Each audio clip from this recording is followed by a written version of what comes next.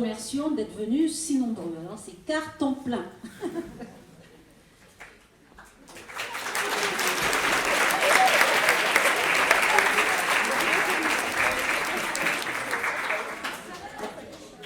La pièce à laquelle vous allez assister ce soir est une comédie-ballet de Molière qui s'intitule Monsieur de Pourceaugnac. Alors comme chaque année, vous constaterez que certains rôles sont partagés par plusieurs élèves, donc vous serez attentifs aux raccords de costumes, aux raccords de couleurs qui vous aideront à comprendre les changements d'élèves pour les différents rôles. Mais globalement, c'est assez clair grâce à la mise en scène, donc il ne devrait pas y avoir de problème. Donc nous vous souhaitons une bonne soirée et nous échangerons à la suite de la représentation. Voilà, si nous sommes toujours là, parce que si ça ne se passe pas bien, on part. Allez, bonne soirée.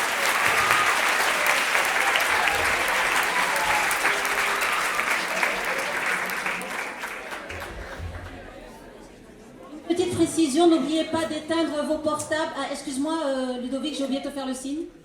Je suis pas pro, pardon. Et donc, n'oubliez pas d'éteindre vos portables, s'il vous plaît. Et nous vous prions, ceux qui n'ont pas l'habitude, c'est du théâtre, donc essayez de ne pas gêner ceux qui sont sur scène en restant calmes et silencieux, sauf si vous avez envie de rire, évidemment, de la pièce. Voilà. Bonne soirée!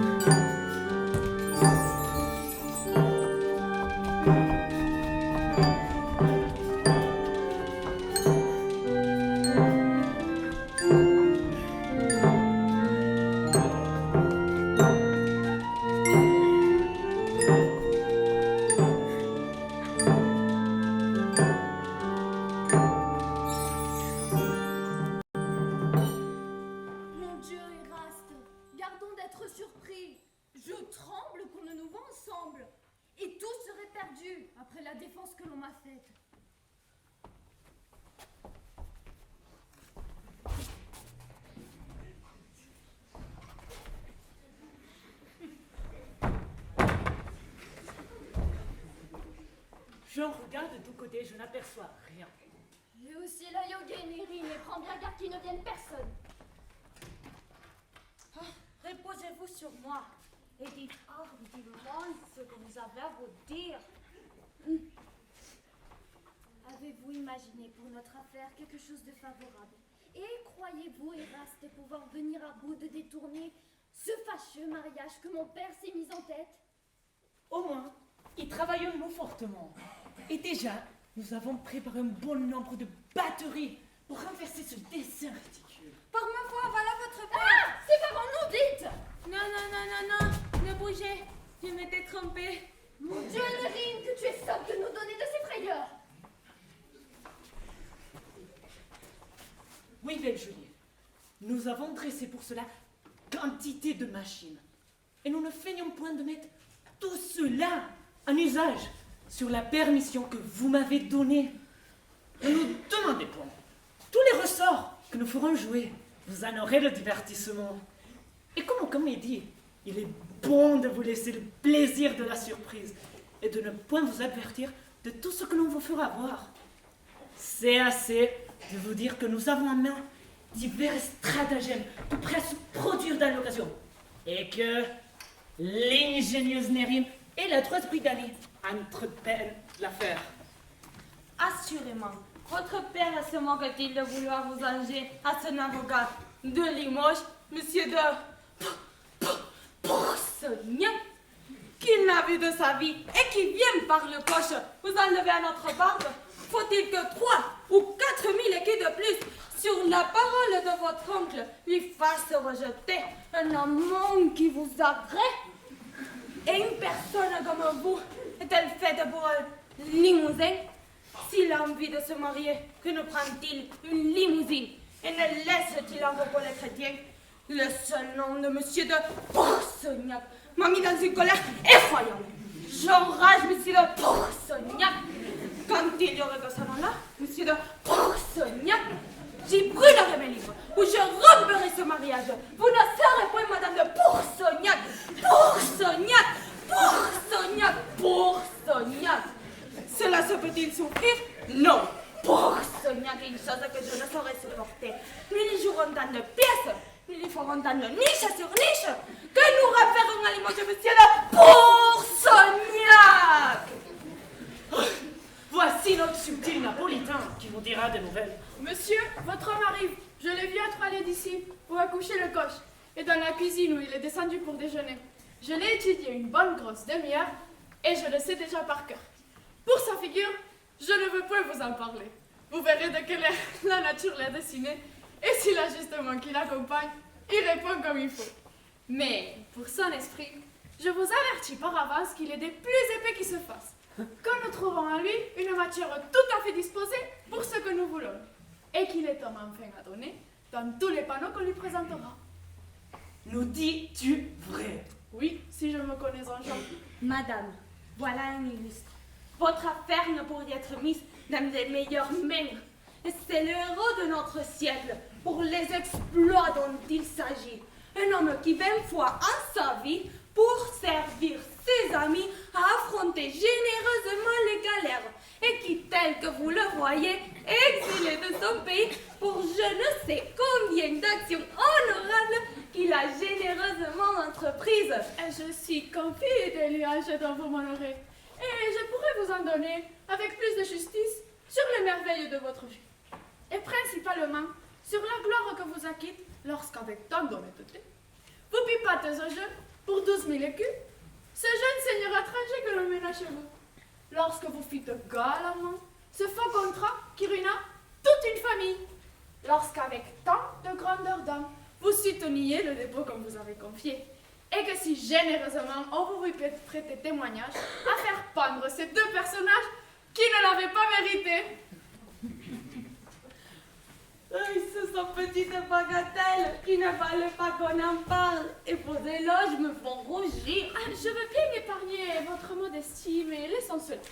Et pour commencer notre affaire, allons vite joindre notre provençal, tandis que, de votre côté, vous nous tiendrez les acteurs prêts aux besoins. Au moins, madame, souvenez-vous de votre rôle. Et pour mieux couvrir notre jeu, finir, comme on vous l'a dit, de la plus contente du monde des résolutions de votre père. S'il ne tient qu'à cela, les choses iront à merveille. Mais belle Julie, si toutes nos machines venaient à ne pas réussir, Je déclarerai à mon père mes véritables sentiments. et si, contre vos sentiments, il s'obstinait à son dessein, Je le menacerai de me jeter dans un couvent. mais si, malgré tout cela, il voulait vous forcer à ce mariage, Que voulez-vous que je vous dise? ce que je veux que vous me disiez, Oui, ce qu'on dit que l'on aime bien, mais quoi? que rien ne pourra vous contraindre, que malgré tous les efforts de mon père, vous me promettez d'être à moi. Mon Dieu, Eraste, contentez-vous de ce que je fais maintenant. N'allez point compter sur l'avenir, les résolutions de mon cœur. Ne fatiguez point mon devoir par les propositions d'une fâcheuse extrémité, dont peut-être n'aurons-nous pas besoin. Et s'il faut venir, souffrez au moins que j'y sois entraîné par la suite des choses. Eh bien, Ma foi, voici notre homme, songeons à nous. Comme il est parti.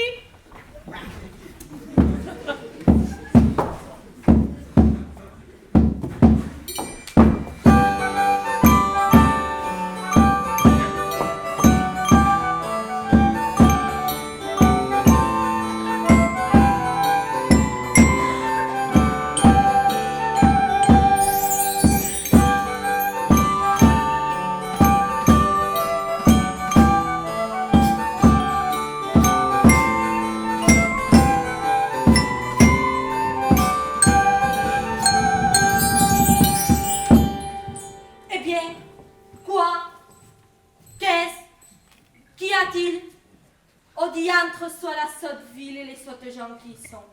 Ne pouvoir faire un pas sans trouver des nigauds qui vous regardent et se mettent à rire. Monsieur le badon, faites vos affaires et laissez passer les personnes sans leur rire au nez. Je me donne au diable si je ne vois un coup de poing au premier que je verrai rire. Qu'est-ce que c'est, messieurs? Que veut dire cela? À qui en avez-vous? Faut-il se moquer ainsi des honnêtes étrangers qui arrivent ici? Voilà un homme raisonnable, celui-là. Quel procédé est le vôtre? Et qu'avez-vous à rire? Fort bien. Monsieur a-t-il quelque chose de ridicule en soi? Oui. Est-il autrement que les autres? Suis-je tordu ou bossu? Apprenez à connaître les gens. C'est bien dit. Monsieur est une vie à respecter. Cela est vrai. Personne de condition. Oui, gentilhomme limousin. Homme d'esprit. Qui a-t-il des endroits? Il vous fait trop d'honneur de venir dans votre ville. Sans doute. Monsieur n'est point une personne à faire rire. Assurément. Et quiconque rira de lui aura affaire à moi. Monsieur, je vous suis infiniment obligé. Je suis fâchée, monsieur, de voir recevoir de la sorte une personne comme vous. Et je vous demande pardon pour la vie. Je suis votre serviteur. Je vous ai vu ce matin, monsieur, avec le coche, lorsque vous avez déjeuné. Et la grâce avec laquelle vous mangez votre pain m'a fait naître d'abord de l'amitié pour vous. Et comme je sais que vous n'êtes jamais venu en ce pays, et que vous y êtes tout neuf, je suis bien aise de vous avoir trouvé pour vous offrir mon service à cette arrivée et vous aider à vous conduire parmi ce peuple qui n'a pas parfois pour les honnêtes gens toute la considération qu'il faudrait. C'est trop de grâce que vous me faites. Je vous l'ai déjà dit, du moment que je vous ai vu, je me suis sentie pour vous de l'inclination. Je vous suis obligée. Votre physionomie m'a plu. Ça met beaucoup d'honneur. J'ai vu quelque chose d'honnête, Je suis votre serviteur. quelque chose d'aimable, de gracieux, de doux, de majestueux, de franc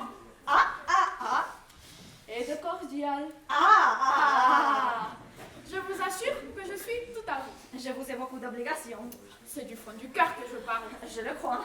Si j'avais l'honneur d'être connu de vous, vous sauriez que je suis un homme tout à fait sincère, Je n'en doute point. ennemi de la fourberie, J'en suis persuadée. et qui n'est pas capable de déguiser ses sentiments. C'est ma pensée. Vous regardez mon habit, qui n'est pas fait comme les autres.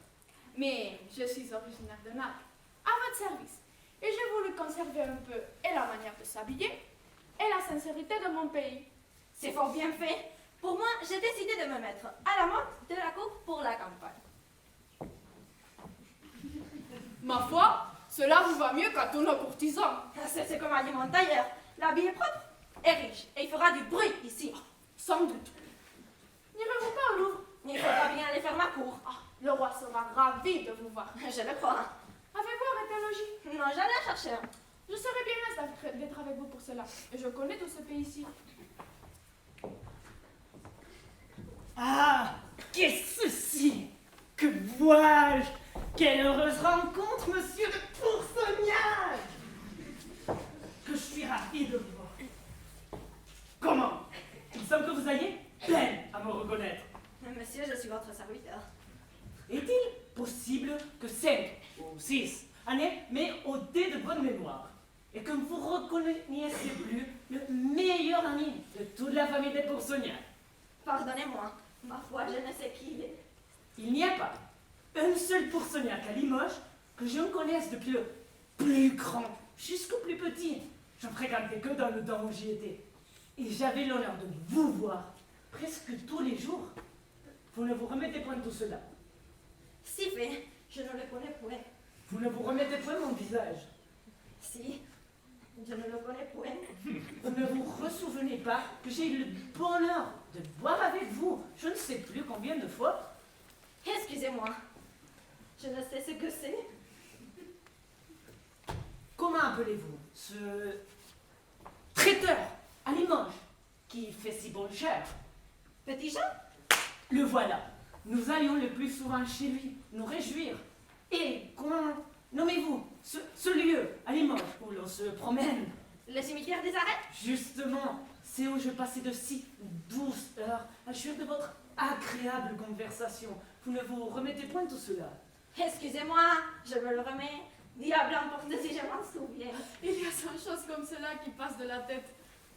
Embrassez-moi donc, je vous en prie, et resserrons les nœuds de notre ancienne amitié. Voilà un homme qui vous aime fort. Dites-moi un peu des nouvelles de toute la parenté. Comment se porte monsieur, votre... là, qui est si honnête homme? Mon frère le consul, Oui, il supporte le mieux du monde. certes, j'en suis ravi. Et monsieur, là, qui fait si bon cher? Mon cousin l'a cessé, Justement. toujours gai gaillard. Par ma foi, j'en ai beaucoup de joie. Et monsieur, votre oncle, Je n'ai point d'oncle. vous en aviez pourtant ce temps-là. Non, rien qu'une tante. C'est ce que je voulais dire. Madame votre tante, comment se porte-t-elle? Elle est morte depuis 6 mois. Ah, hélas, la pauvre femme, elle était si bonne. Personne. Nous avons aussi mon neveu le chanoine qui a pensé mourir de la petite vérole. Quel dommage ça aurait été. Le connaissiez-vous aussi? Vraiment, oui, si je le connais. Un grand garçon bien fait. Pas des plus grands. Ah, non, mais de taille bien prise. Eh oui, Qui est votre neveu, oui, fils de votre frère et de votre sœur. justement. Chanoine de l'église de... comment l'appelez-vous? De Saint-Étienne. La voilà, j'en connais autre. Il dit toute la parenté. Il vous connaît plus que vous ne croyez. À ce que je vois, vous avez demeuré longtemps dans notre ville.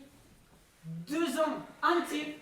Vous étiez donc là quand mon cousin Lélie fit tenir son enfant à monsieur notre gouverneur? Vraiment, oui. J'y fus convié des premiers. Cela fut galant. Très galant. C'était un repas bien troussé. Sans doute. Vous vite donc aussi la querelle que j'ai avec ce gentilhomme Périgordin. Oui. Parbleu, il trouva qui parlait. Ah. Il me donna un soufflet, mais je lui dis bien son fait. Assurément. Au reste, je ne prétends pas que vous preniez autre logique que le mien. Je n'ai qu'un peu. Vous moquez-vous? Je ne souffrirai point que mon meilleur ami soit autre part que dans ma maison. Non, le diable m'emporte, vous logerez chez moi. Puisqu'il le veut obstinément, je vous conseille d'accepter l'offre. Où sont vos armes? Je les ai laissés avec Bombal, où je suis descendue. Faites les quérir par quelqu'un. Non, je l'ai défendu de bouger, à moins que j'y fus moi-même, de peur de quelques fourberies. C'est prudemment avisé. Ce pays ici est un peu sujet à caution. On voit les gens d'esprit en tout. Je vais accompagner monsieur et le ramènerai où vous voudrez. Oui, je serais bien aise de donner quelques ordres. Et vous n'avez qu'à revenir à cette maison-là.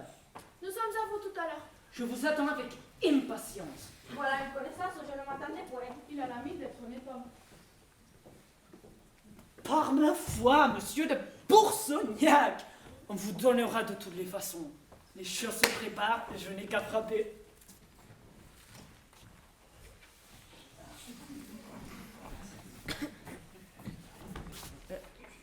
Je crois, monsieur, que vous êtes le médecin à qui l'on est venu parler de ma part. Non, monsieur, ce n'est pas moi qui suis le médecin. À moi ne m'appartient pas cet honneur. Je ne suis qu'apothicaire, apothicaire indigne, pour vous servir. Et monsieur le médecin est-il à la maison? Oui, il est là, embarrassé, expédier quelques malades. Mais je veux dire que vous êtes ici. Non, ne bougez, j'attendrai qu'il ait fait. Ce n'est que pour lui remettre entre les mains certains parents que nous avons, dont nous serions bien aise qu'ils puissent guérir avant que de le marier.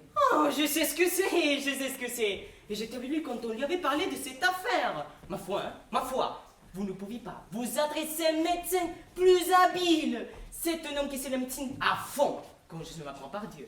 Et qui, quand on devait crever, ne démordrait pas iota des règles anciens, oui. Et c'est toujours le grand chemin.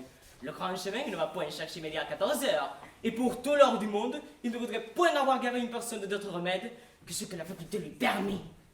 Il fait fort bien, un malade ne doit point vouloir guérir que la faculté lui consente. Oh, ce n'est pas parce que nous sommes grands amis que j'en parle. Mais il y a plaisir d'être son malade.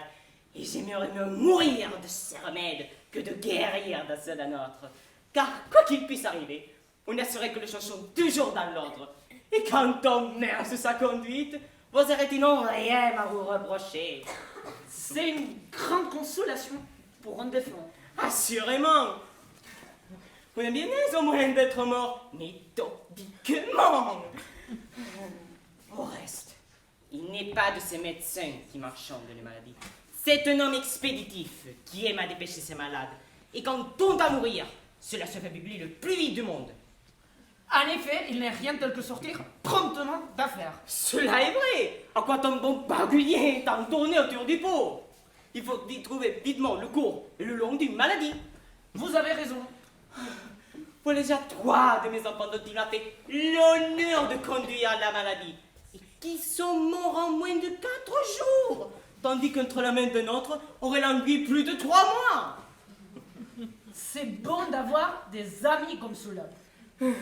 Assurément, il ne me reste plus que 2 enfants dont il prend soin comme les siens. Il les traite et gouverne sa fantaisie sans que je me mêle de rien.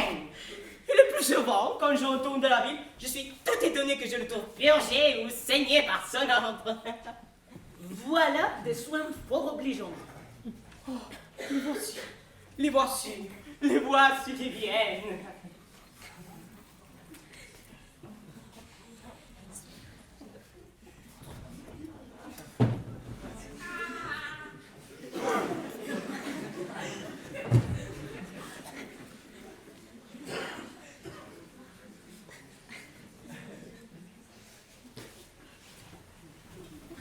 Monsieur, il n'en peut plus.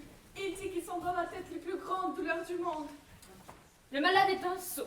D'autant plus que dans la maladie dont il est atteint, ce n'est pas la tête selon Galien, mais bien la rate qui lui doit faire mal.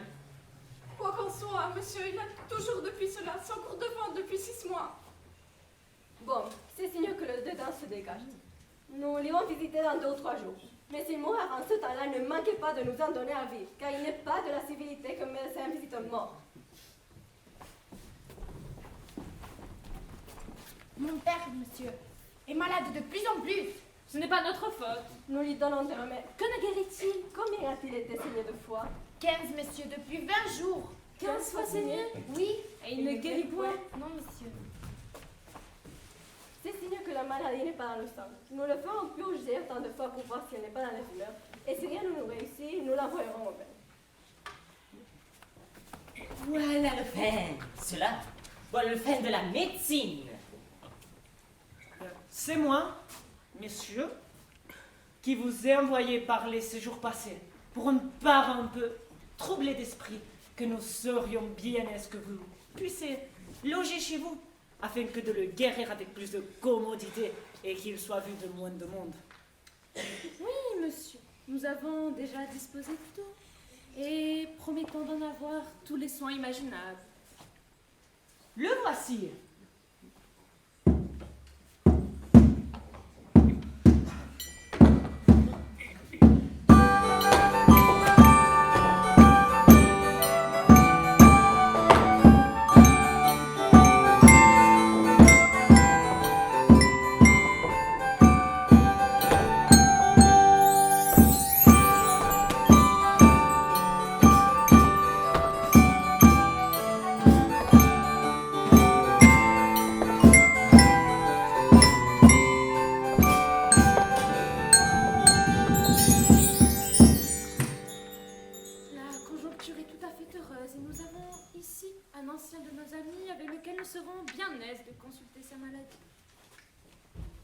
Une petite affaire m'est survenue qui m'oblige à vous quitter.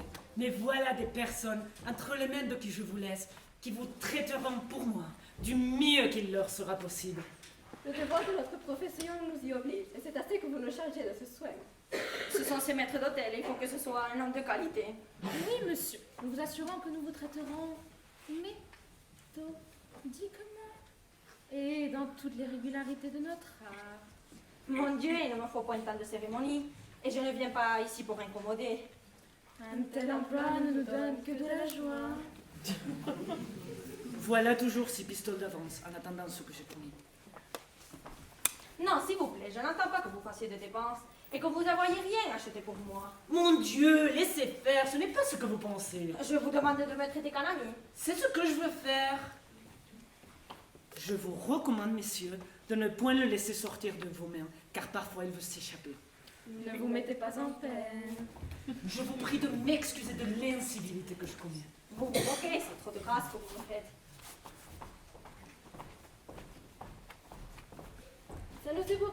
royal, monsieur, d'être choisi pour vous rendre service. Messieurs, je suis votre serviteur. Voici un habile homme, notre confrère, avec lequel nous allons consulter la manière dont nous vous traiterons. Il ne me faut point tant de façon, vous dis-je. Et je suis un homme à me contenter de l'ordinaire. Alors, Des sièges. Voilà pour un jeune homme des domestiques de Guve.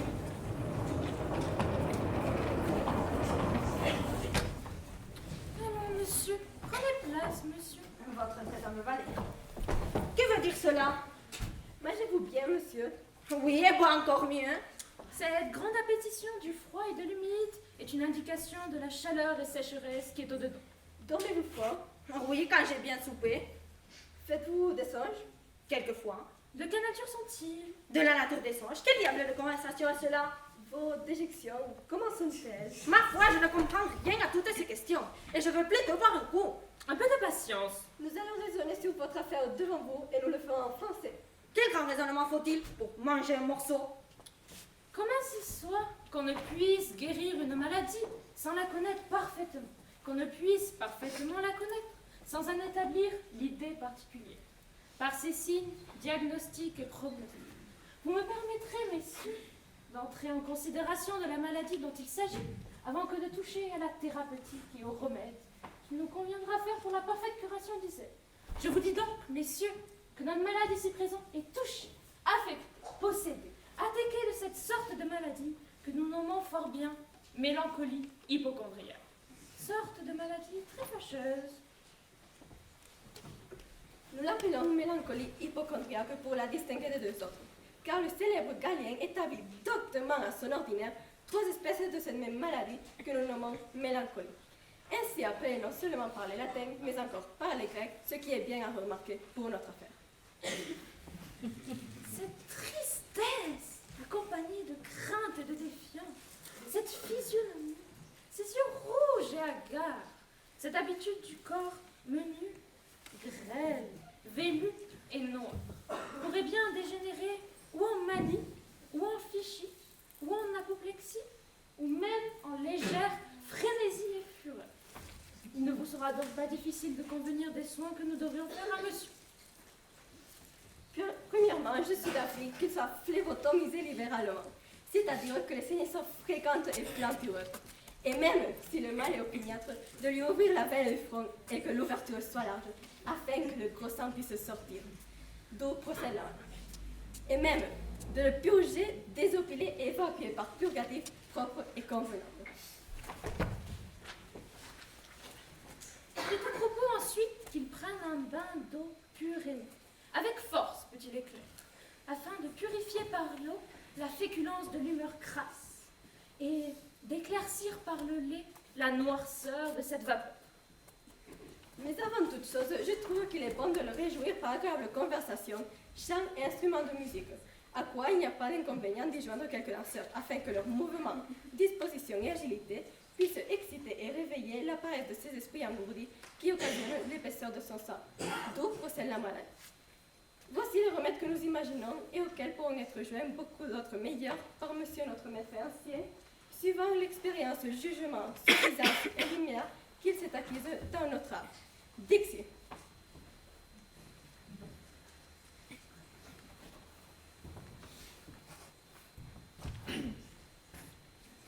À Dieu ne plaise, monsieur, qu'il me tombe en pensée d'ajouter rien à ce que vous venez de dire. Vous avez si bien discouru sur tous les signes, les symptômes et les causes de la maladie de monsieur. Le raisonnement que vous avez fait est si docte et si beau qu'il était impossible qu'il ne soit pas fou et mélancolique hypocondriaque. Et quand il ne le serait pas, il faudrait qu'il le devînt, pour la beauté des choses que vous avez dites et le raisonnement que vous dépinxistiez. Tout ce qui appartient à cette maladie, il ne se peut rien de plus doctement, sagement, ingénieusement conçu, pensé, imaginé que ce que vous avez prononcé au sujet de ce mal, soit pour la diagnose ou la prognose ou la thérapie.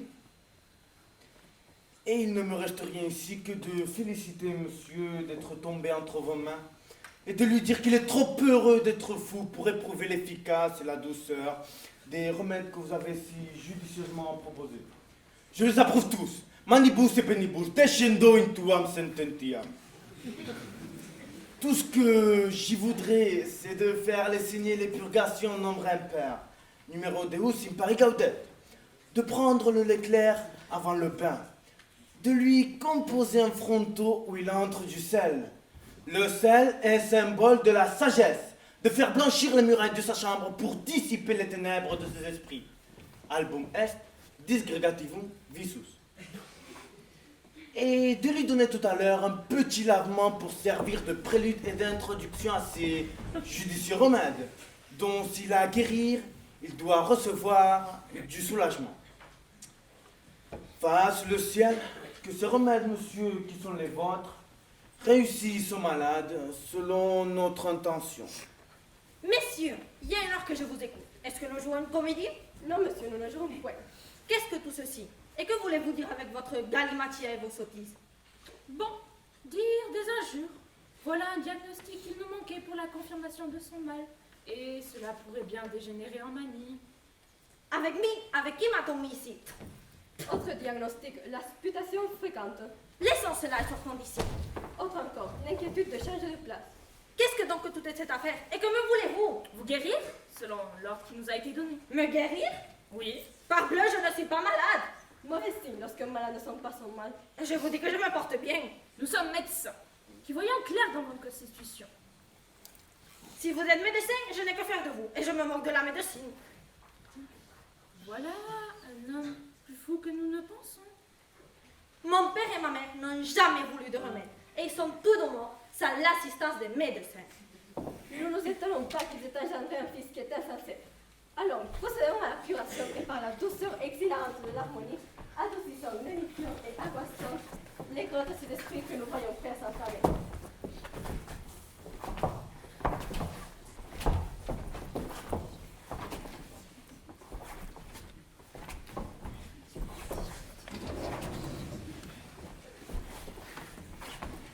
Que diable est cela? Les gens de ce pays sont-ils insensés? Je n'ai jamais rien vu de tel. Et je n'y comprends rien du tout.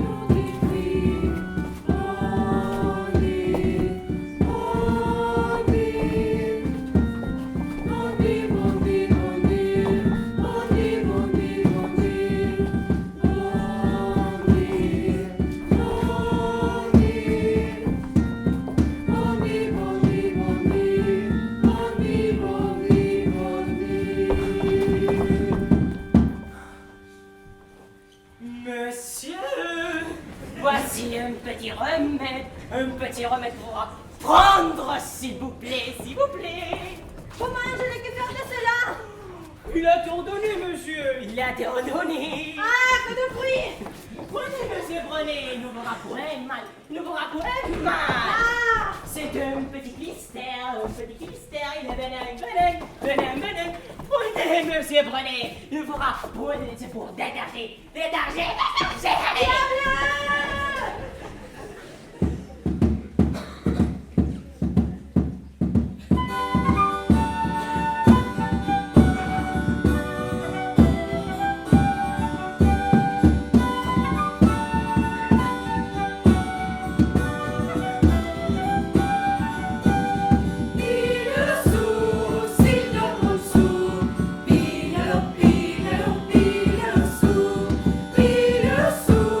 Signor Monsu,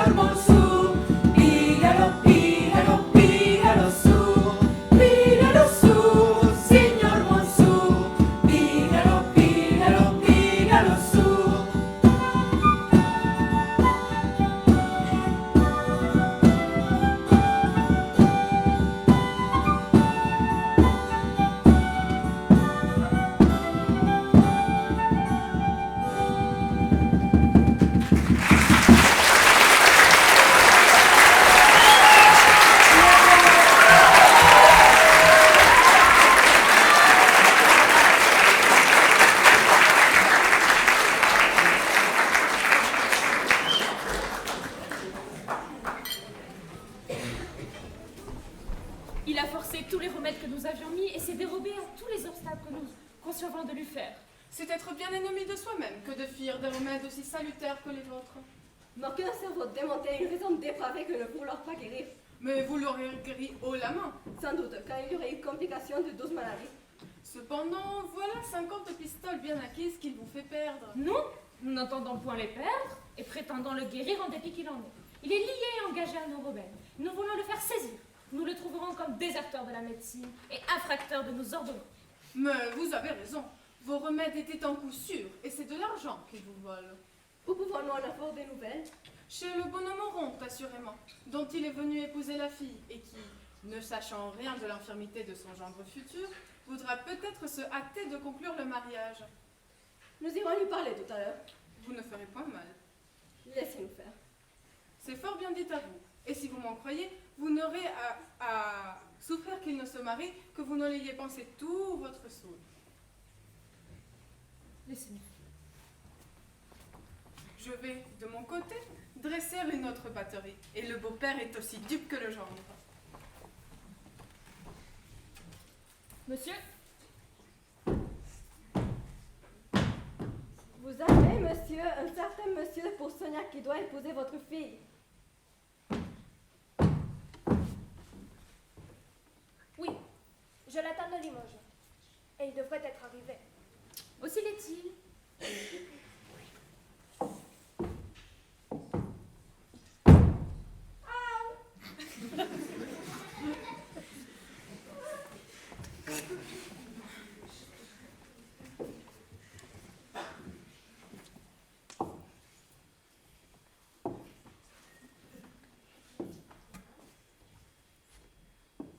Aussi l'est-il, et il s'en est fui de chez nous après y avoir été mis.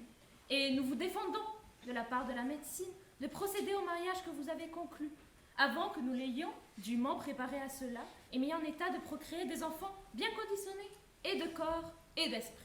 Comment donc? Votre prétendu gendre a été constitué notre malade. Sa maladie qu'on nous a donnée à guérir est un meuble qui nous appartient et que nous comptons entre nos effets. Et nous vous déclarons que nous ne prétendons point qu'il se marie qu'au préalable il satisfait la médecine et subit les remèdes que nous lui avons ordonnés. Il a quelque mal? Oui, Et quel mal, s'il vous plaît? les médecins sont obligés au secret. Il nous suffit de vous ordonner, à vous et votre fille, de ne point célébrer, sans notre consentement, vos noces avec lui, sous peine d'encourir les disgrâces de la faculté, et d'être accablés de toutes les maladies qu'il nous plaira. Je n'ai garde si cela est de faire le mariage. On nous l'a mis entre les mains et il est obligé d'être notre malade. À la bonne heure, Il a beau fuir, nous le ferons saisir par arrêt à se faire guérir par nous. j'y consens. Oui, Il faut qu'il crève. ou que nous le guérissons. Je le veux bien. Et si nous ne le trouvions, nous nous en prendrions à vous. Mais je me porte bien. Il importe, il nous faisons malades et nous prendrons qui nous pourrions. Prenez qui vous voulez. Mais ce ne sera pas moi. Voyez un peu la belle raison.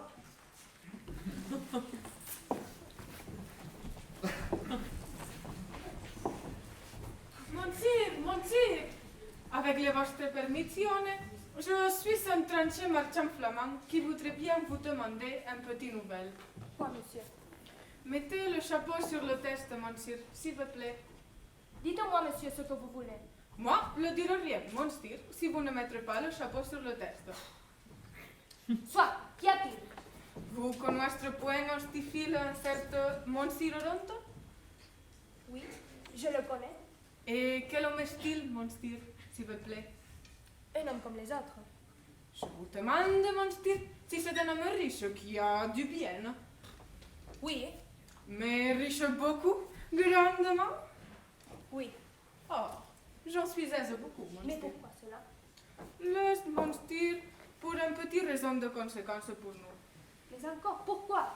Laisse, monsieur, que si monsieur Oronte donne son fils en mariage à un certain monsieur de Pourceaugnac. Eh bien, Et si monsieur de Pourceaugnac, monsieur, doivent beaucoup, grandement, à 10 ou 12 marchands flamands qui sont venus ici. ce monsieur de Pourceaugnac doit beaucoup à 10 ou 12 marchands. Oui, et depuis 8 mois, nous avons obtenu un petit sentence contre lui. Et lui a devoir à remettre à payer tous ses créanciers que Steve Monsieur Oronte donne pour le mariage. Oh, Il a remis la payer ses créanciers. Oui, et avec grande dévotion, nous tous attendre ce mariage. La fille n'est pas mauvaise. Je vous donne le bonjour. Je vous suis obligée, mon sire, de la faveur grande. Votre très humble valet. Je le suis, mon sire.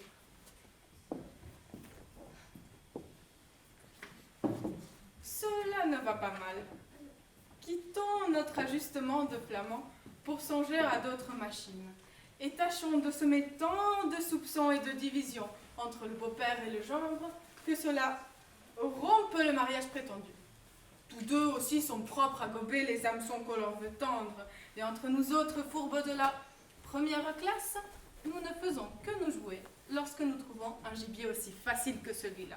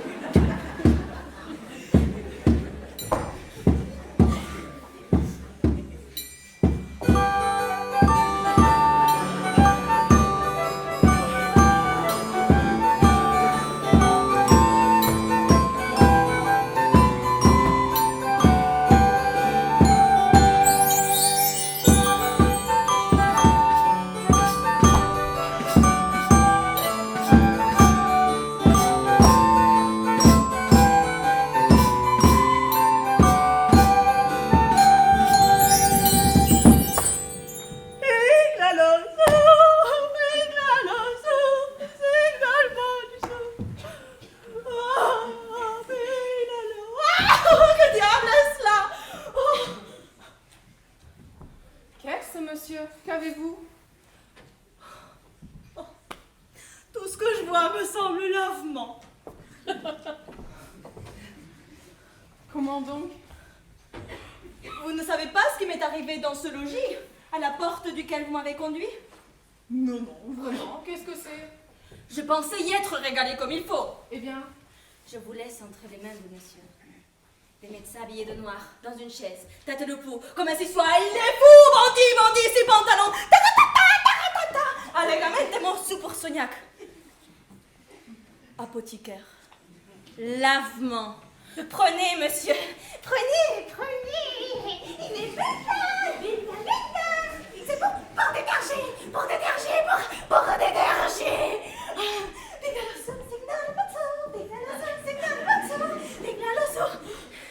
Je n'ai jamais été si sourd de sottise. mais qu'est-ce que tout cela veut dire?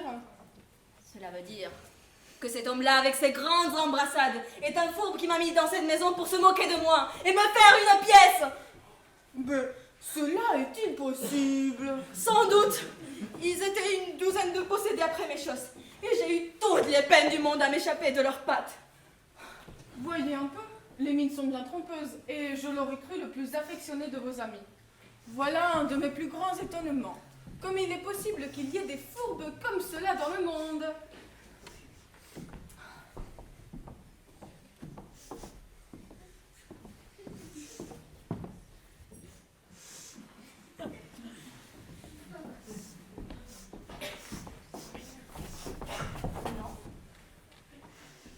Ne songe point le lavement.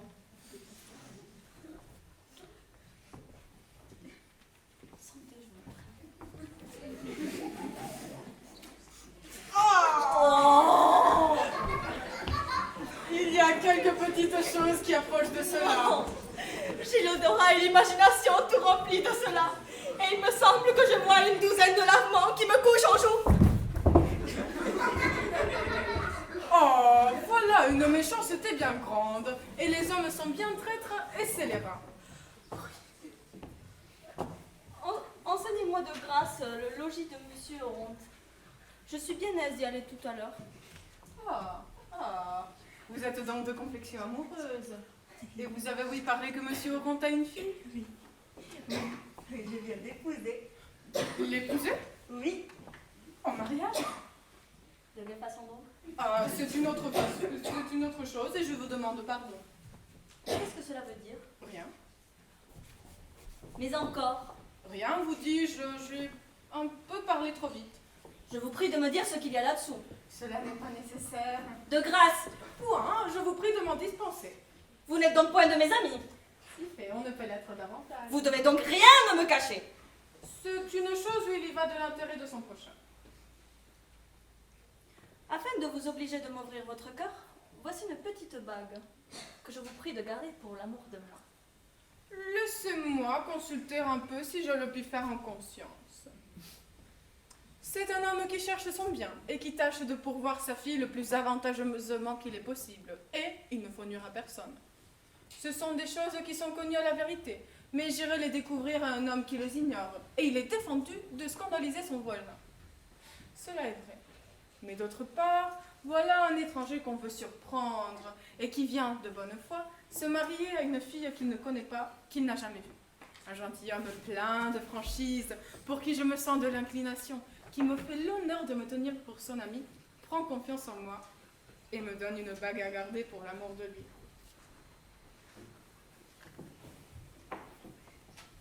Oui, je crois que je puis vous dire les choses sans trop blesser ma conscience.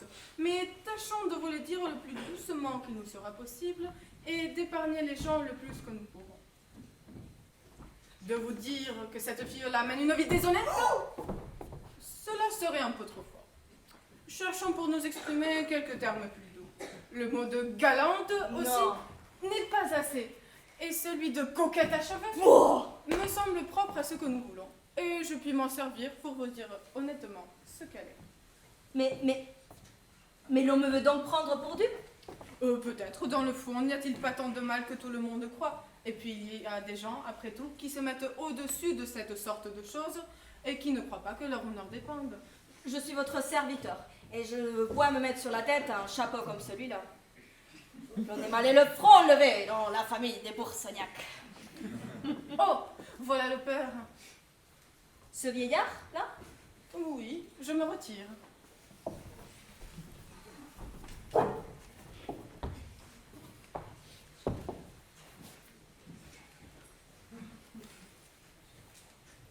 Bonjour, monsieur.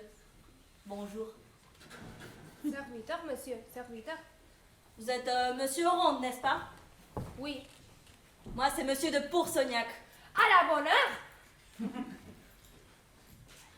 Croyez-vous, monsieur Oronde, que les Limousins soient des sots? Croyez-vous, monsieur de Poursognac, que les Parisiens soient des bêtes? Vous imaginez-vous, monsieur Oronde, qu'un homme comme moi soit si affamé de femmes? Vous imaginez-vous, monsieur de Poursognac, qu'une fille comme la mienne soit si affamée de mari?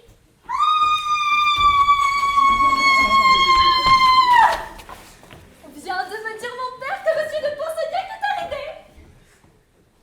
Oh! Oh! Me voilà sans doute et mon cœur me le dit. Oh! J'ai bien fait. Oh, et qui a bon air. Que je suis contente d'avoir un tel époux. Ce ferait que je l'embrasse et que je lui témoigne. Doucement, ma fille, doucement. Dieu, quelle galante! Mais elle prend feu d'abord. Je voudrais bien savoir, monsieur de Poursognac, par quelle raison que je suis aise de vous voir et que je brûle d'impatience. Wow! Ma fille, ôtez-vous de là. Quelle grillarde! Je voudrais bien, dis-je, savoir par quelle raison, s'il vous plaît, vous avez la hardiesse. Vertu de ma vie! Mais encore, c'est-à-dire cela. Ne voulez-vous pas que je caresse l'époux que vous m'avez choisi? Non, rentrez là-dedans. Laissez-moi le regarder. Rentrez-vous, dis-je. Mais je veux demeurer là, s'il vous plaît. Pas moi. Et si tu ne rentres tout à l'heure? Eh bien, je rentre. Ma fille est une sotte qui ne sait pas les choses. Tu ne veux pas te retirer. Quand est-ce que vous me marierez, monsieur? Jamais. Et tu n'es pas pour lui. Mais je le veux avoir, moi, puisque vous me l'avez promis. Si je te l'ai promis, je te l'ai promis. Elle voudrait bien me tenir. Vous aurez beau faire, nous serons ensemble en dépit de tout le monde. Je vous empêcherai bien tous deux. Je vous assure. Voyez un peu quel vertige lui prend. Mon Dieu, notre prétendu beau-père, ne vous fatiguez point tant. On n'a pas envie de vous enlever votre fille et vos grimaces n'attraperont rien. Toutes les vôtres n'auront pas grand effet. Vous êtes-vous mis dans la tête que Léonard de Poursognac soit un homme acheté en poche et qu'il n'ait là-dedans qu'un morceau de judiciaire pour se conduire, pour se faire informer de l'histoire du monde et voir en se mariant si son honneur en dépend? Je ne sais pas ce que cela veut dire. Mais vous êtes-vous mis dans la tête qu'un homme de 63 ans et si peu de sa valeur et considère aussi peu sa fille que de la marier avec un homme qui a ce que vous savez et qui a été mis chez un médecin pour être pensé? C'est une pièce que l'on m'a faite, je n'ai aucun mal. Le médecin me l'a dit lui-même. Le médecin en a menti, je suis gentilhomme et je le veux voir l'épée à la main. Je sais ce que j'en dois croire. Et vous ne m'abuserez pas là-dessus. Non plus que sur les lettres que vous avez assignées sur le mariage de ma fille. Mais quelle dette? La fin ici est inutile. Et j'ai vu le marchand flamand qui, avec les autres créanciers, a obtenu depuis 8 mois sentence contre vous. Mais quel marchand flamand? Quel créancier? Quelle sentence obtenue contre moi? Vous savez bien ce que je veux dire. Ah, tu es ici. Et à la fin, je te retrouve après tant de mauvais tours. Peux-tu, Scélérat, peux-tu soutenir ma vue? Mais qu'est-ce qu'elle veut, cette femme-là? Ce que je te veux, enfin. Tu fais semblant de ne pas me connaître. Tu ne rugis point de me voir. Impudent que tu es. Tu ne rugis point de me voir.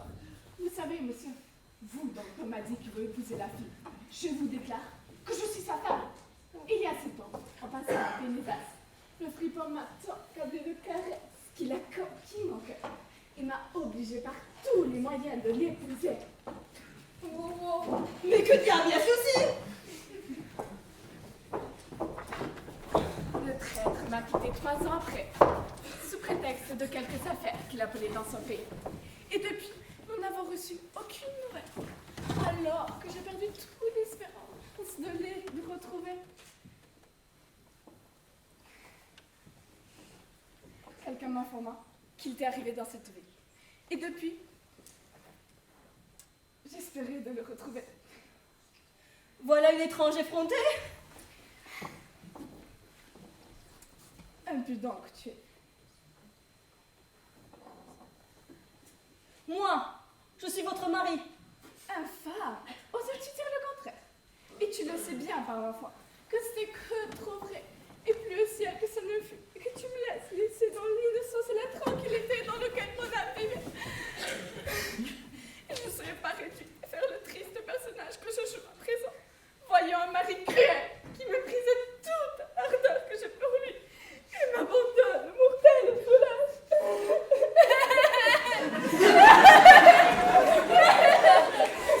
Je ne connais pas plus de pleurer. Allez, vous êtes un méchant homme. Mais je ne connais rien à tout ceci. Ah, je n'en peux plus. Je suis toute essoufflée. Ah, belle Pharaon. Ah, tu m'as bien fait courir. Tu ne m'échapperas pas. Justice, justice. Je pousse un chemin dans ce mariage. C'est mon mérite, monsieur. Et je peux faire peindre ce bon pendant-là. Encore. Que voulez-vous dire avec votre empêchement et votre pendaison? Cet homme est votre mari? Oui, et je suis sa femme. Ceci est faux. C'est moi qui suis sa femme. Et s'il devrait être pendu, c'est moi qui le ferai pendre. Je n'en t'ai mis chez Paragon-là. Je vous dis que je suis sa femme. Sa femme? Oui. Il y a 4 ans qu'il m'a posé. Cela fait 7 ans que je suis sa femme. Je déguerre de tout ce que je dis. Tout mon pays le sait. Nos filles des témoins. Tout Pénédas a vu notre mariage. Tous s'entendent insistent à nos Il n'y a rien de plus vrai. Il n'y a rien de plus certain. Oses-tu dire le contraire? Est-ce que tu me démentiras, méchant homme? Il est aussi vrai l'un que l'autre. Espèce de misérable. Impudent. Tu ne te souviens plus de pauvre Fanchon, pauvre Jeannot, qui sont les fruits de notre mariage? Voyez un peu l'insolence. Quoi? Tu t'en souviens plus de notre petite Madeleine que tu m'as léchée pour raser de ta foi?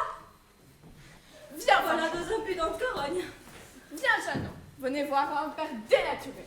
La dureté qu'il a pour nous. Venez, Madeleine, fais indifférente à votre père de l'impudence qu'il a. Papa? Papa! Diantre! Sois des petits fils de putain! Espèce de misérable. N'a N'as pas tu honte de fermer l'oreille à la tendresse paternelle? Tu n'en échapperas pas. Je te suivrai partout jusqu'à ce que je te ferai pendre. Ne rougis-tu mis de dire ces mots-là et d'être insensible aux caresses de cette pauvre enfant? Tu ne te sauveras mis de mes pattes, et en dépit de t'aider, je ferai bien voir que je suis ta femme, et je te ferai peindre. Au secours! Au secours! Où irai-je? Je n'en puis plus! Papa! Allez, vous ferez bien de le faire punir. Et il mérite d'être pendu. Je conduis de l'œil toutes choses, et tout ceci ne va pas mal. Nous fatiguerons tant notre provincial qu'il faudra, ma foi, qu'il déguerpisse.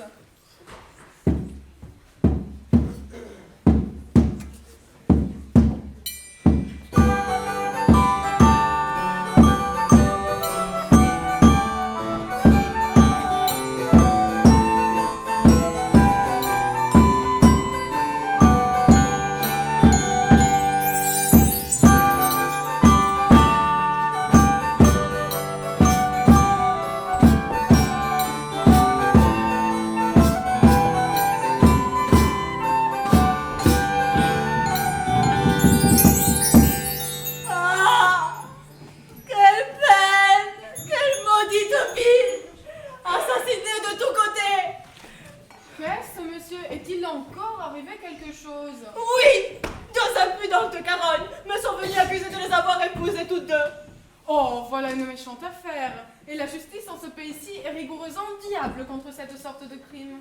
Oui, mais quand il y aurait information, ajournement, décret et jugement obtenu par surprise, défaut et contumace, j'ai la voie de conflit de juridiction pour temporiser et venir aux moyens de nullité qui seront dans les procédures.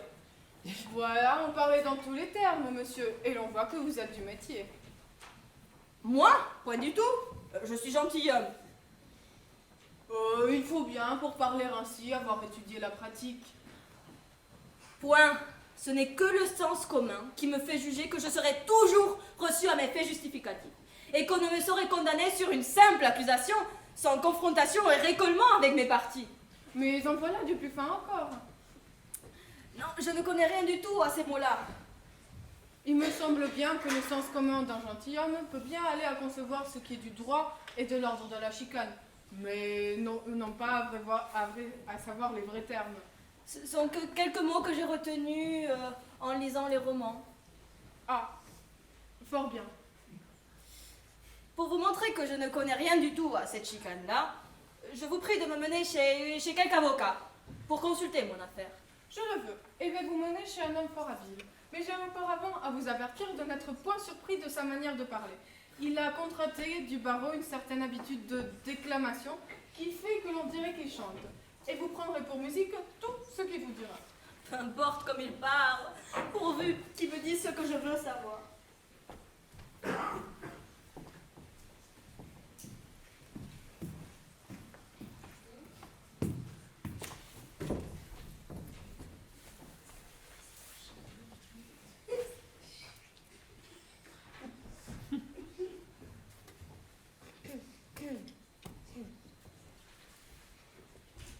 Votre fait est clair et net. Et tout le droit sur cet endroit conclut tout droit. Si vous consultez nos auteurs, législateurs et glossateurs, Justinien, Popignan, Ulpian et Tribonian, Fernand, Rebuff, Jean Immol, Paul, Castres, Junion, Bartol, ce grand homme si capable. La polygamie est un cas pendable. Et tous les peuples policés et bien sensés, les Français, Anglais, Hollandais, Suédois, Danois, Polonais, Portugais, Espagnols, Flamands, Italiens et Allemands, sur ce fait tiennent une loi semblable. Et l'affaire est sans embarras. La polygamie est un cas pendable.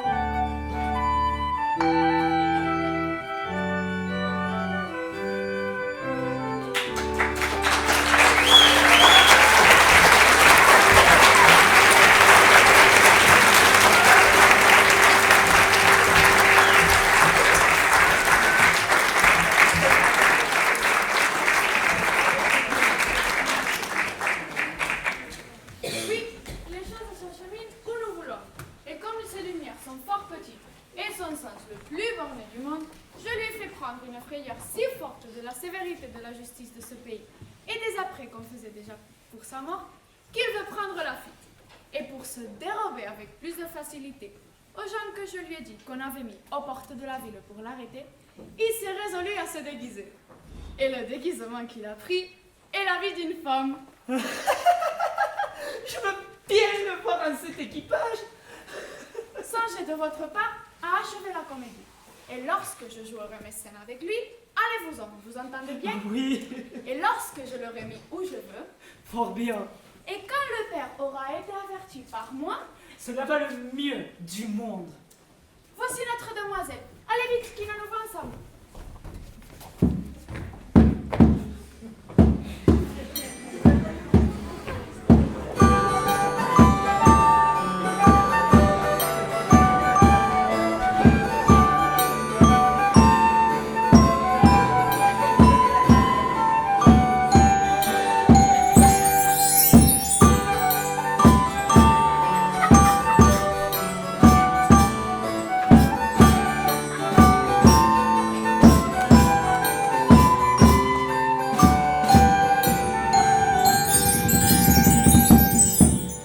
Pour moi, je ne crois pas qu'en cet état on puisse jamais vous connaître. Et vous avez la mine, comme cela, d'une femme de condition. Voilà qui m'étonne qu'en ce pays-ci, les formes de la justice ne soient pas observées. Oui, je vous l'ai déjà dit. Il commence ici par faire pendre l'homme, et puis ils y font son procès. Voilà une justice bien juste. Elle est sévère comme tous les diables, particulièrement sur ces sortes de cas. Mais quand on est innocent, N'importe, ils ne s'inquiètent point de cela. Et puis, ils ont en cette ville une haine effroyable pour les gens de votre pays. Et ils ne sont point plus ravis que de voir pendre les Limousin. qu'est-ce que les Limousins leur ont fait? Ce sont des brutaux, ennemis de la gentillesse et des autres et des villes. Voilà. Pour moi, je ne me consolerai de ma vie si vous veniez à être pendu. Ce n'est pas tant la peur de la mort qui me fait fuir que de ce qu'il est fâchant gentilhomme d'être pendu. Et cela ferait tort à nos titres de noblesse. Oui, on vous contesterait après cela le titre d'écuyer. Au reste, étudiez-vous, quand je vous mènerai par la main, à bien marcher comme une femme, et prendre le langage et toutes les manières d'une personne de qualité. Laissez-moi faire. J'ai vu les personnes du Bel Air. Tout ce qu'il y a, c'est que j'ai un peu de barbe. Oh, votre barbe n'est rien. Et il y a des femmes qui en ont autant que vous. Ça, voyons un peu comment vous ferez. Bon.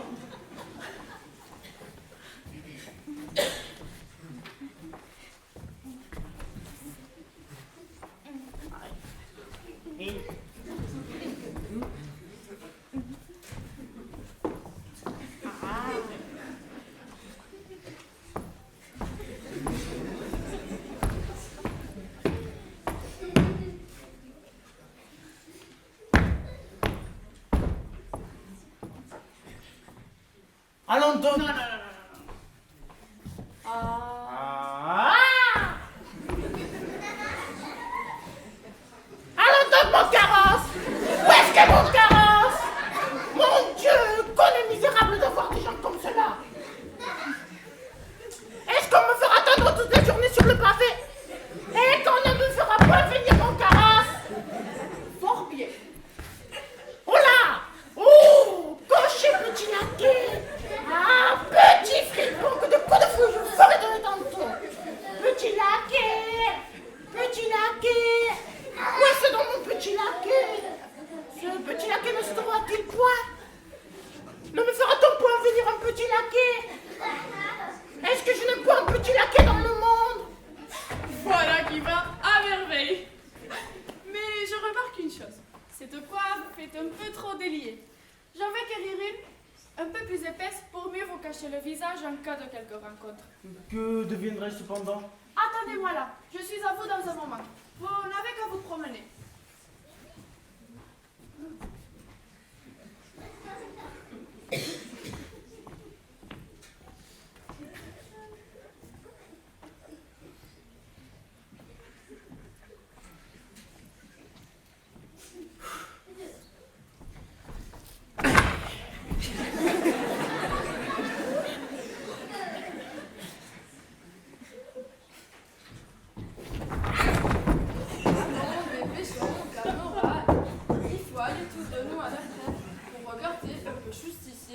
Monsieur de Poursognac, qui a été condamné par ordonnance à être pendu par son clou. Faut nous ouvrir une fenêtre pour garder cette justice. Ils disent que l'on fait déjà planter un grand potence tout neuf pour les accrocher ce limousin. Il sera parfois un grand plaisir d'y regarder pondre ce limousin. Oui, de Libargambiler les pieds en haut devant tout le monde. Il est en prison drôle. Ils disent que c'est être marié 3 fois. Si diable de lit vouloir 3 femmes à lui tout seul, eh bien c'est une. Oh.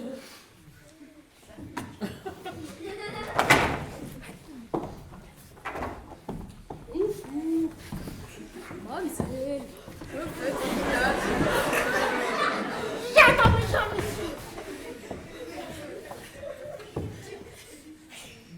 gentiment, un limousin qui sera pendu gentiment à une grande potence.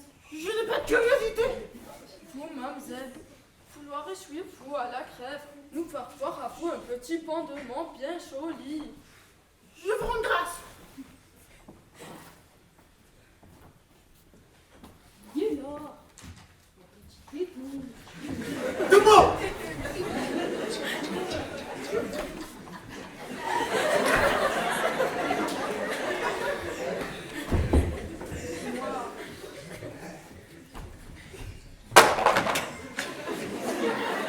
C'est bien avec vous. Ça est trop!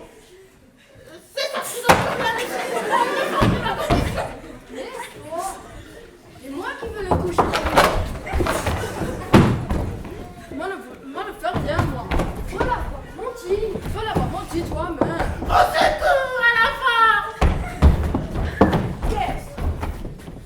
Quelle violence est cela? Et que voulez-vous faire, madame? Alors, sortez de là si vous ne voulez que je peux être en prison.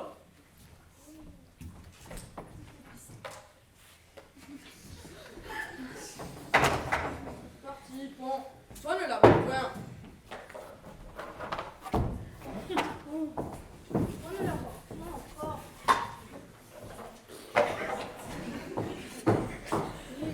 Voilà un visage qui ressemble bien à celui que l'on m'avait peint. Ce n'est pas moi, je vous assure. Ah, qu'est-ce que je veux dire?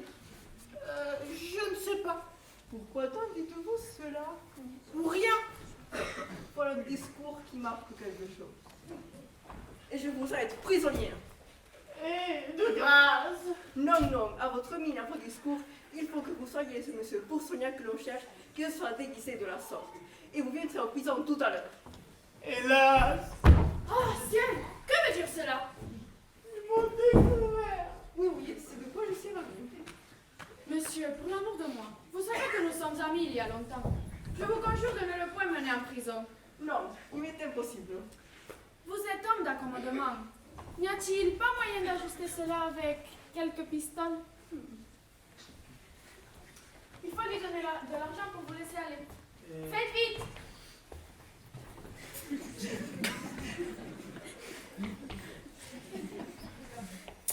Maudite. Tenez, monsieur. Combien y a-t-il?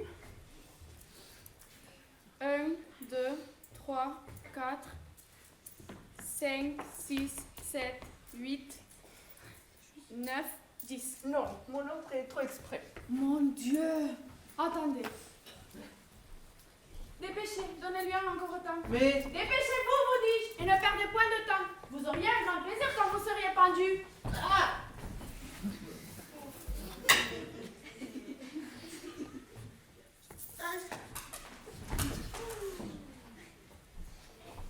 Tenez, monsieur.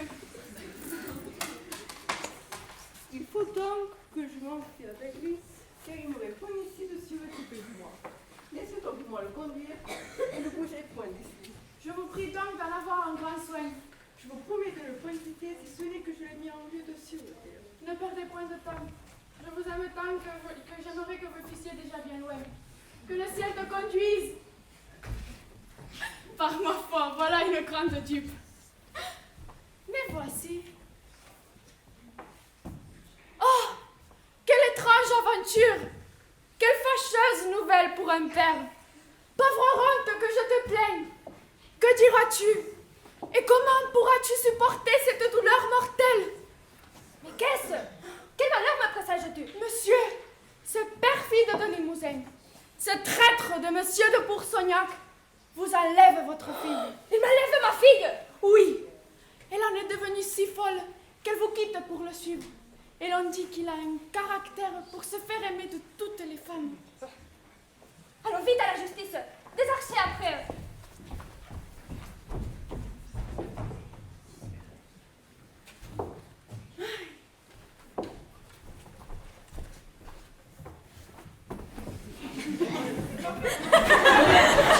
Il est très malgré vous, et je peux vous remettre entre les mains de votre père. Tenez, monsieur, voilà votre fille que j'ai tirée de force d'entre les mains de l'homme avec qui il s'enfuyait. Non, pas pour l'amour d'elle, mais pour votre seule considération. Car après l'action qu'elle a faite, je dois la mépriser, me guérir absolument de l'amour que j'avais pour elle. Elle va me continuer! Comment me traiter de la sorte après toutes les marques d'amitié que je vous ai montrées? Je ne vous blâme point de vous être soumise aux volontés de monsieur votre père. Il est sage et judicieux aux choses qu'il fait. Et s'il a manqué à la parole qu'il m'avait donnée, il a ses raisons pour cela. On lui a fait croire que cet autre est plus riche que moi, de 4 ou 5 000 écus, et 4 ou 5 000 écus, et un déni considérable pour qu'un homme manque à sa parole. Mais, oubliez un moment toute l'ardeur que je vous ai montrée, et laissez d'abord enflammer d'amour pour un nouveau venu, et le suivre honteusement, c'est le consentement de votre père. C'est une chose condamnée de tout le monde, dont mon cœur ne pourrait vous faire d'assez sanglants reproches. Eh bien oui, j'ai conçu de l'amour pour lui et je l'ai voulu suivre, puisque mon père me l'avait choisi pour époux. Quoi que vous me disiez, c'est un fort honnête homme, et tous les crimes dont on l'accuse sont faussetés épouvantables. Taisez-vous. Vous êtes le Ferdinand. Ce sont sans doute des pièces qu'on lui fait. C'est peut-être lui qui a trouvé cet artifice pour vous en dégoûter. Moi, je serais capable de cela. Oui, vous. Taisez-vous, vous dis-je. Vous êtes innocente. Non, non, ne vous imaginez pas que j'ai aucune envie de détourner ce mariage et que ce soit ma passion qui m'oblige à courir après vous. Je vous l'ai déjà dit, ce n'est que la seule considération que j'ai pour monsieur votre père. Je n'ai pu souffrir qu'un honnête homme comme lui fût exposé à la honte des bruits qui pourraient suivre une action comme la vôtre. Je vous suis infiniment obligée. Adieu, monsieur. J'ai eu toutes les ardeurs du monde de rentrer dans votre alliance. J'ai fait tout ce que j'ai pu pour avoir un tel honneur, mais j'ai été malheureux. Et vous ne m'avez pas jugé digne d'une telle grâce. Cela n'empêchera que je garde pour vous un sentiment d'estime et de vénération où votre personne m'y oblige. Et si je n'ai pu être votre gendre, du moins, serai-je éternellement votre serviteur? Arrêtez, Seigneur Vaste. Votre procédé me touche l'âme. Et je vous donne ma fille en mariage. Mais je ne veux pas d'autre mari que monsieur de Poursognac, et je veux moi que tu prennes le Seigneur Eraste. Ça à la main. Non, je n'en ferai rien. Je te donnerai sur les oreilles. Non, ne lui faites point de violence. Je vous en prie. C'est à elle à m'obéir, et je sais me montrer le maître. Ne voyez pas, vous, monsieur, l'amour qu'elle a pour cet homme-là. Et voulez-vous que je possède le corps dont un autre possédera le cœur? C'est un sortilège qui est arrivé. Et vous verrez qu'elle changera d'avis afin qu'il soit peur. Donnez-moi votre main. Allons.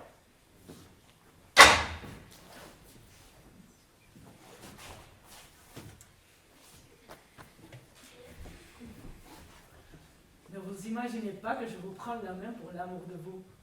Ce n'est que votre père dont je suis amoureux. Et c'est donc... Quoi?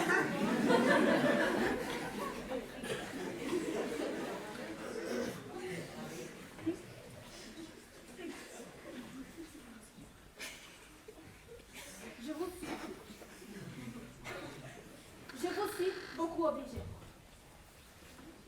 Et j'augmente de 10 000 écus le mariage de ma fille.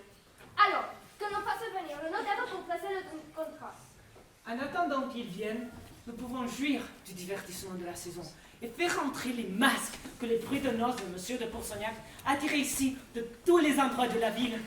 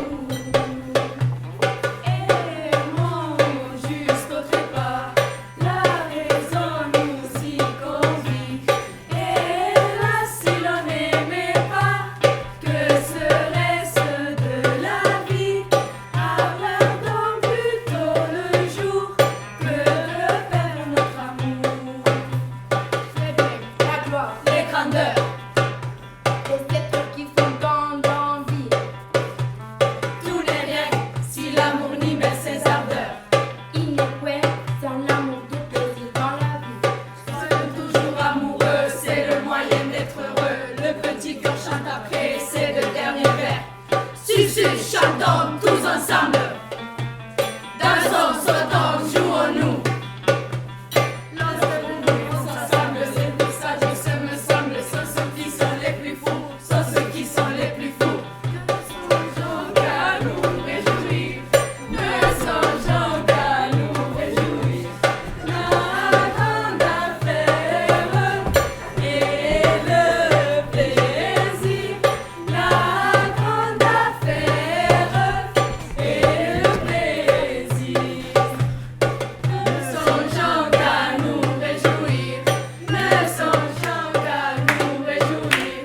La grande affaire et le plaisir. La grande affaire et le plaisir. Ne songeons qu'à nous réjouir. Ne songeons qu'à nous réjouir. La grande affaire et le plaisir. La grande affaire et le plaisir. Ne songeons qu'à nous réjouir. Ne songeons qu'à nous réjouir. La grande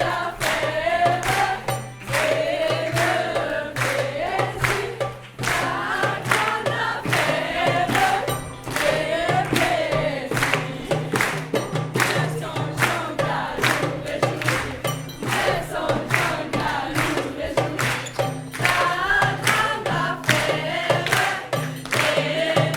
La grande affaire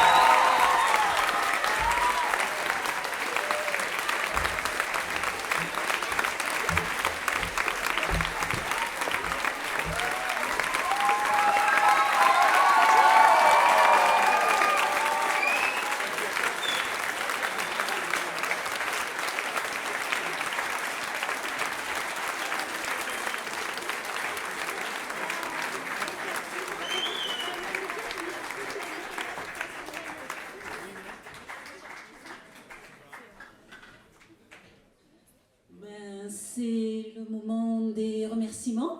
Merci déjà au public d'avoir été présent.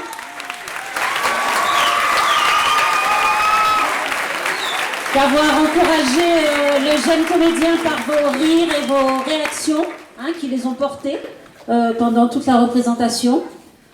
Donc nous allons remercier tous ceux qui nous ont aidés pour la réalisation de ce projet. Alors, tout d'abord, merci à nos partenaires. Tout d'abord, Florence Weiss et l'option musique.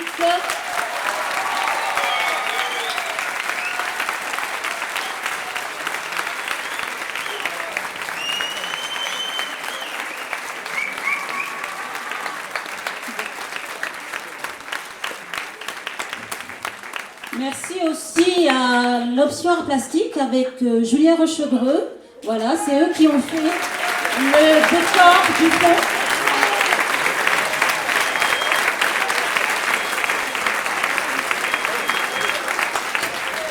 Il y a aussi le CAP de Fred Péta, hein, qui a construit le pont. Le puits, pardon. Non, là, ça c'était mon ambition, j'ai pas réussi, pardon. Merci aussi à Monsieur Mengam pour sa merveilleuse structure.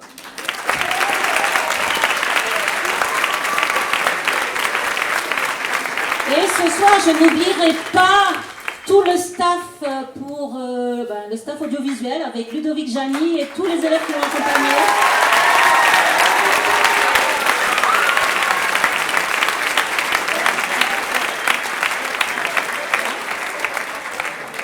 Un grand merci aussi à la technique, à Joseph et à Oscar. Alors moi, je voudrais remercier déjà tous nos comédiens qui ont... Donc tous nos comédiens qui ont donné, et les chanteurs, les musiciens qui ont donné le meilleur d'eux-mêmes tout au long de l'année avec nous et ce soir aussi. Donc je voudrais que vous les applaudissiez en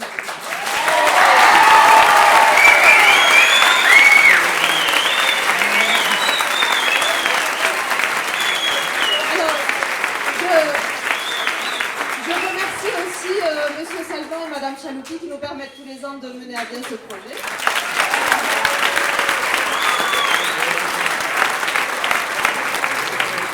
Et pour finir, enfin pas tout à fait, je remercie aussi les parents d'élèves qui laissent leurs enfants venir à la classe.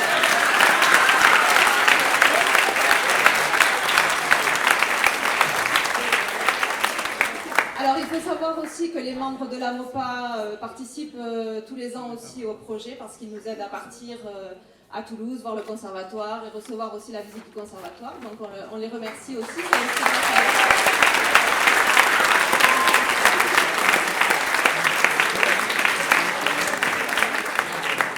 Et je remercie chaleureusement Frédéric Claude.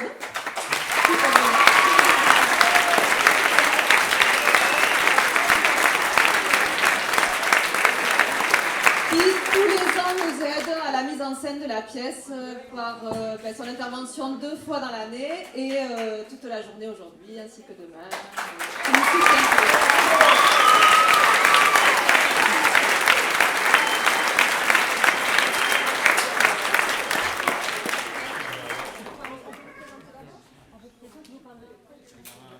Si on fait d'abord les présentations et après les élèves auront la parole. Non mais c'est que... Donc on laisse le micro aux élèves qui veulent vous parler. D'accord. De la part de la P-Théâtre et l'Option Musique, nous avons des remerciements pour les profs. Madame Mengam, Madame Désert et Madame Flora et Madame Weiss. Désolée.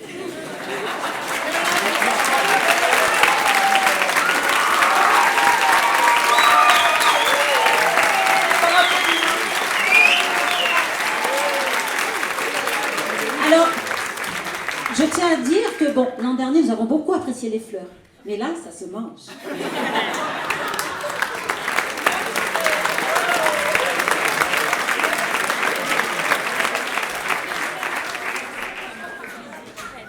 Oui, Fred, il mange pas de chocolat.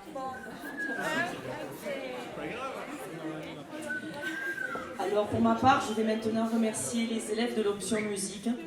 Certains étaient aussi à la P-Théâtre. Il faut savoir que la musique de ce soir était la musique de Monsieur Lully, qui n'était pas copain avec Molière, mais qui, sous Louis XIV, devait faire bonne compagnie avec celui-ci. Donc, je vais commencer par les petits nouveaux de cette année, c'est-à-dire les secondes qui deviendront les vieux de l'année prochaine. Alors, je voudrais d'abord vous présenter Geralt.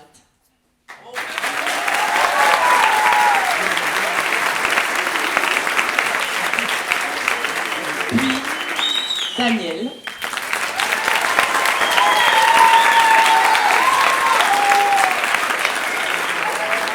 Ensuite, Nord.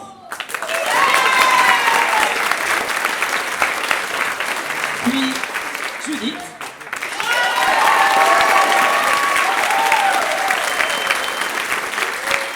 Martina.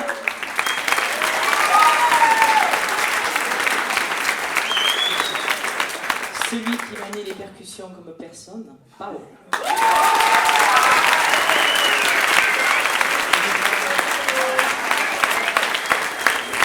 Ça, c'était mes poulettes et mes poussinets. Passons aux premières. Par contre, je m'excuse. Le guitariste avec un G majuscule, Nicolas.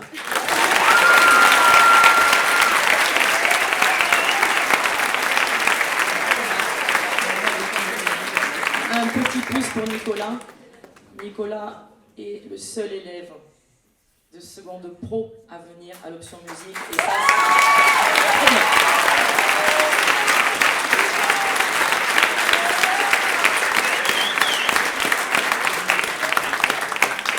Place première, il n'y en a qu'une.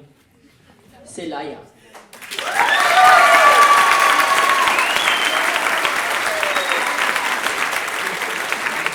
Et puis, ceux qui vont me quitter. Sniff. Mais enfin, il faut savoir laisser les petits oiseaux s'envoler du nid. Nous avons Claudia. Inès. Lisa.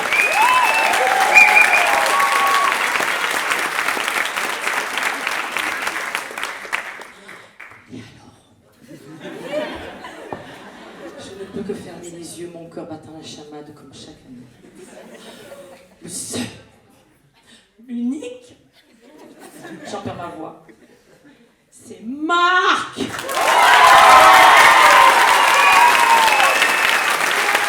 Qui n'est pas à l'option musique. Merci beaucoup.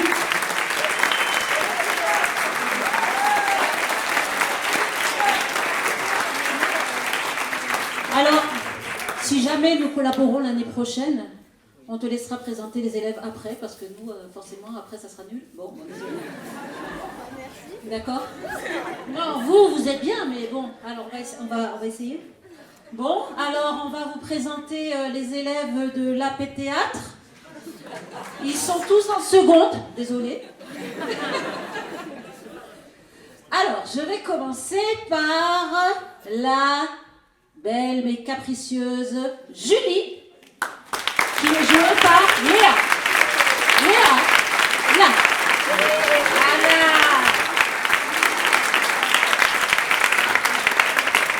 Eraste, l'amoureux.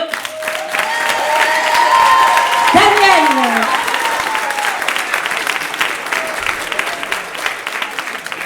Les deux Sbrigani en piste, s'il vous plaît. Kérat et Clara.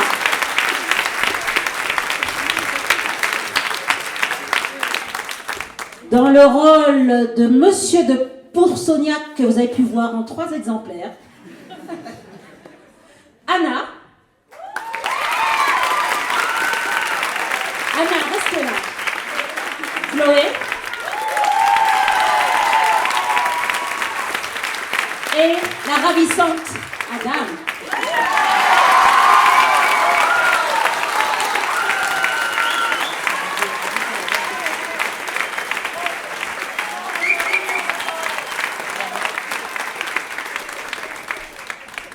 Alors, à présent, je vais présenter le plus athlétique de tous les hommes, c'est Oronte.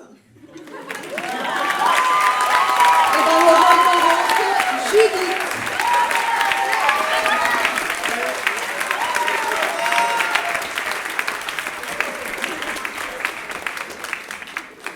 Ensuite, notre amateur de Kister, hein, le apothicaire Sergio.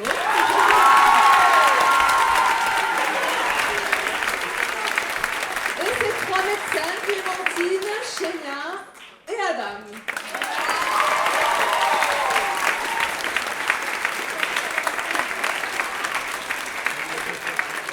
Il me manque l'ingénieuse Nérine, Laura. Attends, qui a aussi joué le rôle de la femme prétendue de Poursognac avec Maria.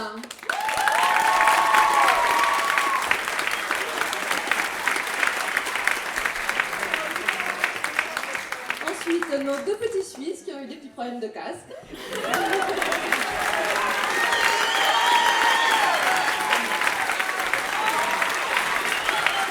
Alors, pardon.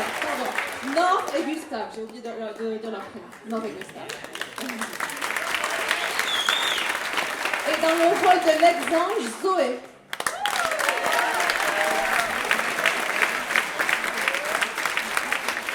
Et finalement, notre belle égyptienne, Syrah,